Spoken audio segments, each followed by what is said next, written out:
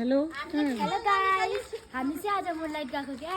किन हामीलाई पहिला घुम्नु मन लागिरहेको छ, त्यही लागि।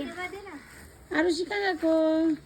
हामीलाई पुरा गरम भयो, स्विमिङ पुलमा जान हामीले। तर उताको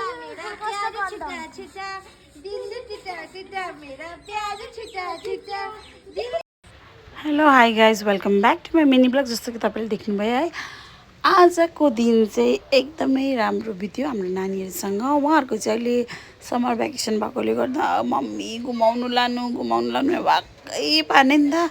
अब है काम गर्नुपर्छ, सानो नानी घरमा छ अन्त।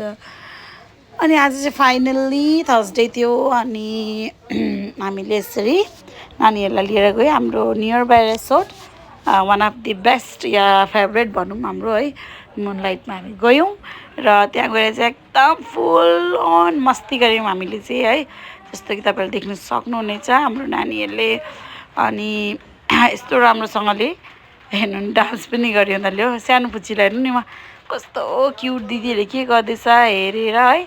त्यो एक्टिभिटीहरू उसले पनि एकदम कपी पो गर्छ त हौ, हेर्नुहोस् न।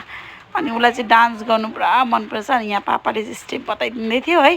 अनि यस प्रकार उहाँहरूले डान्स गरिसके बादमा चाहिँ तपाईँले देख्न सक्नुभएको थियो है, हामीले चाहिँ उहाँहरूको लागि चाइनिज नुडल्स अनि फ्राइड राइस मगाइदिएको थियो।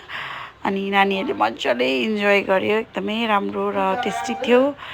अनि नाचिसकेको बादमा चाहिँ यहाँनिर फेरि एकदम छ्यामा छोरी फेरि अहिलेको न्यू भाइरल सङमा डान्स गर्दै थियो है।